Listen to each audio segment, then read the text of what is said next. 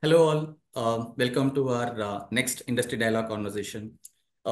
Having the Women's Day surrounding us. Okay, this time we thought, okay, we will invite one of the women leader for us as a chief guest.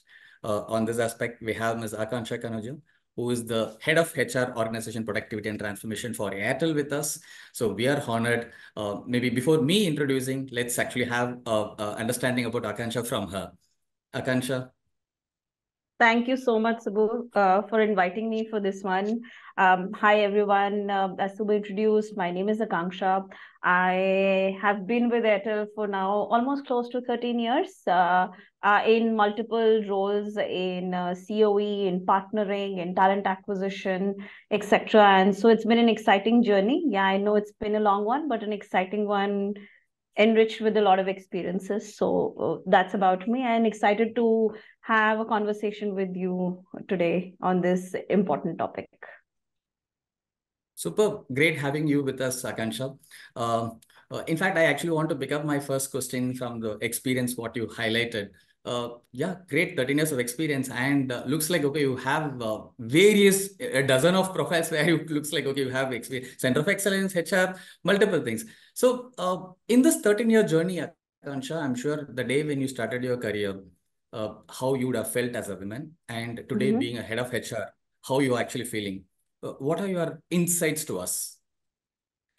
Okay. So, career started from very fresh, young, from campus. It was essentially around, hey, I've gotten into a big brand, and hey, I am looking at working on some big, exciting things, etc. Obviously, with a new job comes in money.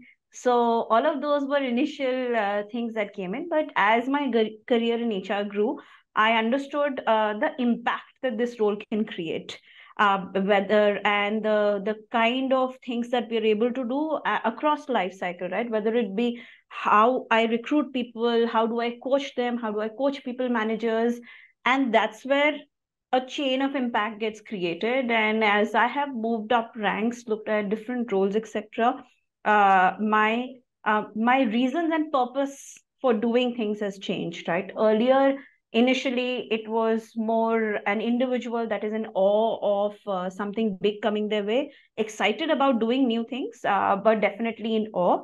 I continue to be in awe given the scale, size at which we operate. But what is something that has definitely changed in outlook is how do I look at what is my purpose now? How am I able to create an impact for myself, for the organization, even for leaders that I'm working with? Because I know that there's a very big cascading effect that we are able to have. That's how things have changed. Also, being a woman leader, it meant me needing to later on, early on, I didn't feel so much about it, but later on, thinking of, hey, what's the space I'm creating for myself? How do I want to balance my personal and professional needs? How do I want to take that forward? Being a woman leader, where do I put up my hand? What do I want to ask for? Because I know as women, we generally tend to uh, uh, not be that open, not put ourselves out so much at times, etc. Though as a personality, I'm not like that, but there is that innate thing that comes in for me from the gender. I'm sorry to use that term, but this was something, and as I progressed in career, I realized that how do I need to put up my hand? What do I need to do? Not forgetting who I am, but putting myself up without being ashamed or thinking twice about it. Those are things that I've understood. I have gotten more focused on the purpose that I want to work for, etc. So those are some of the things that have changed, really, essentially. So, yeah. Superb, Akanksha. So it looks like, okay, the getting to feel the transformation, what has actually happened within you. Yes. Yes. And Yes. I can actually resonate with what's actually happening in the industry. So great, Akanksha. So now, again, picking up another cue from the same points what you spoke about. See, one, you are in the telecom industry, and one, you are in the HR field. Now, there are certain profiles which women are naturally inclined. Specifically, HR is one thing, one profile. You will find more than 75-80% of the HR is actually inclined, the women force is actually inclined towards HR. Now, within the telecom industry, you would have seen various roles: consumer, consumer multiple zone roles, distribution roles. Then you would have enterprise, B2B, which is actually a pre-sale, sale, network, technology, the back-end operations. Now, do you find a change in inclination for women in these kind of roles, or are they still inclined towards a specific roles? What are your observations on that, Akanksha? Okay. So one interesting fact that I want to share with all of you is that at least for my organization, we are 50-50% when it comes to gender balance. So we are a very balanced HR team per se. And I know that while we talk about a lot of women coming in to roles like HR, and first I'll focus on HR as a function. I understand that one, a lot of organizations are ensuring that there's a balance, and two, the benchmark for all of us is how many women are able to become leaders in HR, right? While you see a lot of women in HR, most of them tend to be at lower bands and don't move up the ranks, etc. essentially, and hence, while there will be enough and more women in HR across the industry, across sectors, but the number of women leaders in HR still does not commensurately grow. So that's one piece when it comes to HR per se. Now, when we talk about us as an industry, and I know, and I've seen that shift, one very conscious shift. So there are multiple reasons around this, or multiple aspects rather, that we should look at. One is the organization's outlook. Organizations are consciously betting on the fact that, hey, we want to, putting it out on the table, reach an X percentage of number when it comes to women representation in the workforce. Ours has also done the same, and it has done the same across roles and across verticals. We have women in sales, in frontline sales roles, to our technical functions, to finance, to supply chain, to digital. And there are various avenues through which we are doing so, whether it be hiring laterally through campuses, through various programs, whether it be in my extended workforce or be it my on-roll employees that we have. So as organizations, one big shift which wasn't happening till some time back has been that, hey, we want to chase a number and we are putting it out there and we're doing XYZ things. We're also looking at not just how do we bring in more women from outside, but how do we retain the women that are there with us. And that is another piece which is a focus area for a lot of organizations now. Hiring is easy, but how do we retain them? How do we ensure that mothers who come back from maternity return back to work and there's a smooth sailing that happens? How do we groom more and more women for leadership roles, and what are the opportunities that we give? So that's what's happening internally. From a societal standpoint also, you know that obviously more and more women entered the education phase and are now moved into the workforce. There are both pieces that women want. COVID's created an impact where not just women, but even men want certain level of flexibility, know that the organizations can provide certain flexibility, and hence there's natural affinity towards roles or organizations that give that. But now they also understand, as infrastructure is improving, as organizations' commitment towards hiring women is improving, they know that they can look up to roles which will have a certain baseline of, say, so-called facilities or amenities provided. Like if organizations like us want more and more women in sales, or say in technical roles, we will have to ensure basic things, right? Like the right office infrastructure across locations, access to washrooms, sanitation, clean stuff, etc. So those are pieces that organizations are looking at. Women are willing to get into these, and we know that women are willing to get into this because till some time back, I think we would make choices on our own thinking that women don't want to do it, but we've gone back to women and we know they're interested in doing that. It's just that we've got to create the right environment per se for them and get this going. I'm not saying, and when I say the right environment, it doesn't mean that they anywhere want to be treated easy or want to have it easy anywhere. That's not the conversation, but is more to say that, hey, while we've been working in a certain condition, how do we get that better? In a country like ours, we also have to look at safe spaces, which are the right places where women can get in. factories and manufacturing industries have really moved ahead and have put in place the right setup to ensure that women are able to do all women shifts, all women factories, etc.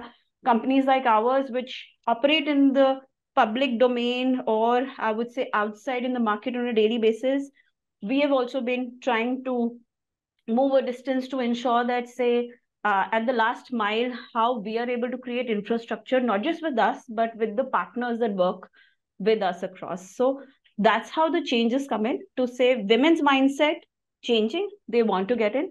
Companies' mindset changing, saying that here we want to bring it in, and hence we want to put a number out so that everybody knows we're chasing this big target. And also get all of this, and that women that are there as well, they want to stick around, but they're also asking for their due now at some places. So that's something I'd put up. Yeah.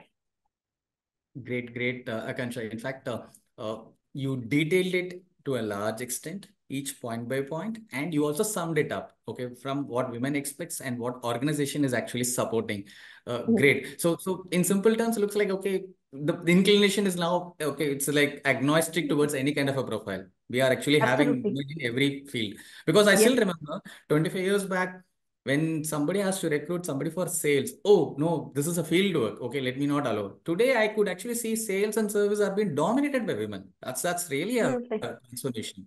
In Yeah, fact, I thank would you, want to Akshay. add to that, though, Subbu, and there is some data we've been looking at it, where we know that, and not being biased, but certain parameters we knew that uh, chances of faults or not following the process well was much lesser with women than men.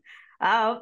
Probably it's our way of multitasking on a daily basis, which means that you are used to doing things in a particular manner. But there have been a lot of studies that have happened there as well, where we know that there are lesser cases of code of conduct issues. There is higher integrity. There's more focus on deliveries, etc., and all that stuff is definitely something that a lot of my leaders are able to experience with women colleagues. Yeah.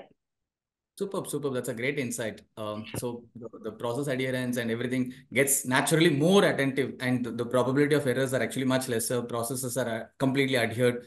Great insight, Yes. Kansha. In fact, the same thing that I heard from the manufacturing industry, one of the CHRO, who said Mm-hmm. that, okay, today they are actually looking at even the factory assembly line with more women workforce. Absolutely. And Yes. it's currently already happening with one with the electric vehicles, second with the electronic mobility services. So Absolutely. the things are actually changing towards it, and so encouraging to see that.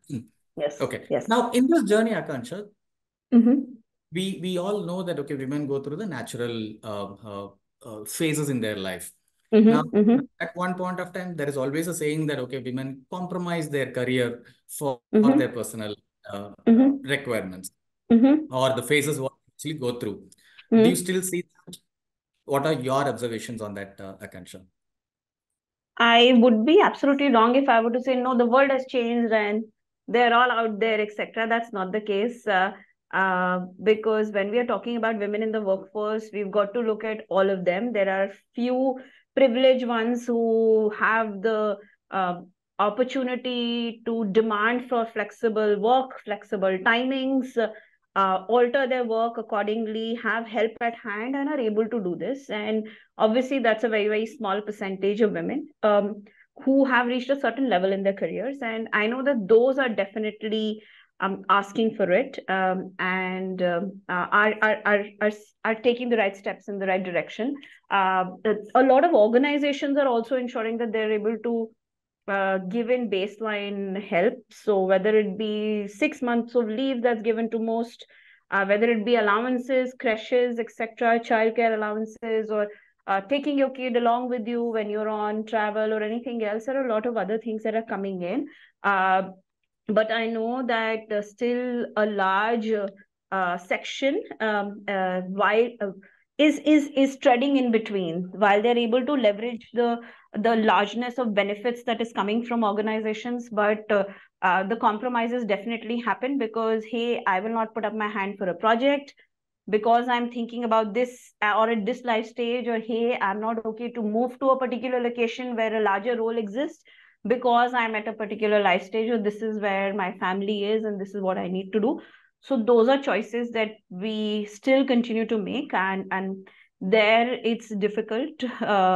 It's still a journey, but it's still where we need some more time. But all I want to add here is that I know that a lot of organizations are taking steps in the right direction to ensure that they're able to support women in important life stages. They're also able to get them back because they want them with them, because they clearly see advantages and benefits of having women in the workforce, really. So this is what my submission is. Compromise, yes, continues, but they definitely see more options now, is how I would summarize it. Also, a lot of organizations looking at how can they tweak work models, how can they tweak employment models to accommodate different needs of people, whether it be working in specific hours, number of days, etc. And all are also things that are coming up. The good part is people have started thinking in the right direction around this. Long way to go, but we are definitely better than a lot of Western countries in that perspective. Yes. Yeah. Very true, very true. I think, yeah, the leap is actually high, but Hmm. since the denominator was less, the leap seems to be high, but yeah, long way to go. Long way to go. I think maybe the next decade things will much more transform. That's what I could actually see. Thanks for sharing your experience, Akanksha. One last question from my end. See, now in the ladder of leadership, in 13 years, you have come to this particular stage. Happy to see that.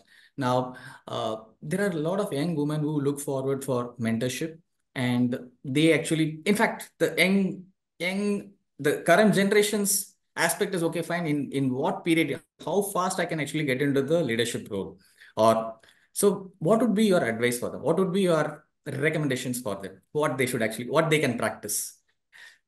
This is probably gender agnostic, frankly, Sabu, because I feel what's most important is, and we continue to get a lot of folks from campus, fresh management trainees, and a lot of others who know that want to create strategy 3 months down the line for the organization. But what I definitely recommend to them, and not just to them, but anybody who's entering the workforce, is first get your hands dirty. You will only be able to comment on processes, improve something if you know what goes behind it and if you know the nuts and bolts of it. And hence, getting your hands dirty is extremely important. The other piece that I continue to ask, and with the new generation that's there, is ask more, and ask shamelessly, but ask more. Don't think that I know it all. And yes, at times the internet will not have all answers, so you will have to go back, come within, and look at it, and then know what needs to be done and what's happening on relevant processes, etc. So the other piece is on asking. The third bit is, I when I come across a lot of people who say that, hey, I've done about a year, 18 months, and so I know what's happening, and now I need to move on to something new. What's important in that time frame is what are the experiences you've been able to gather, and what's the muscle you've been able to build. And please remember, it's not just about the experiences gathered, but what's the impact you've been able to create. At times, a year is not a long enough window to actually see impacts in cycles. And hence, we tell people of how you can once identify problems, create a solution for it, and look at your solution going through a few seasonal cycles, at least, or a few quarters, to know that, hey, this is how it is working, and course correct as well. Only then are you truly able to say that I've been able to create impact. And so, experiences and what impact are you able to create? It's possible that between two individuals, our learning curves are different, and hence our ability to make that impact will be different. But those should be some of the things that they should definitely take up, is what I'd suggest. No, brilliant thoughts, Akansha. I can actually correlate some of the stuff. I really like the get your hands dirty, because without getting to know the nuts and bolts, you will not be able to picturize what is actually a problem or what our business problem that you love to solve. Importantly, the experience part, where you'll have to build the muscle part, it's brilliant. Because I can actually resonate this with the sales advice that we used to give for sales colleagues long back. So when we say that, okay, if you're supposed to do 10 meetings, assuming that there are two people, each one is supposed to do 10 meetings in a month, and these 10 meetings are 1 hour, 1 hour. So the two individuals, exactly the same caliber, everything is fine. They know how to have a conversation. Then the first guy does exactly what he's been asked to do, 10 meetings a month. So in a year, he does 120 meetings. The second individual says that, okay, I'll go extra mile. He does 20 meetings in a month. Same 1 hour, 1 hour, 1 hour. Towards end of the year, he does 240 meetings. So exactly both of them have spent 1 year, but the second guy is actually now more experienced because he has handled 240 clients, and therefore he's much becoming a bigger professional. So I can correlate these words, Akanksha. I think that's a brilliant insight. As you rightly said, this is actually not only for women, this is for gender agnostic. Great. Thank you so much, Akanksha. It's an honor to have you with us today. And thanks for sharing all your insights. Thank you so much. Thank you so much. Thank you so much, Boon. Thank you so much for providing me this platform. It's extremely, extremely nice to come and talk about something which can go back to our larger women colleagues, and it's absolutely wonderful. Thank you so much for your time. Thanks.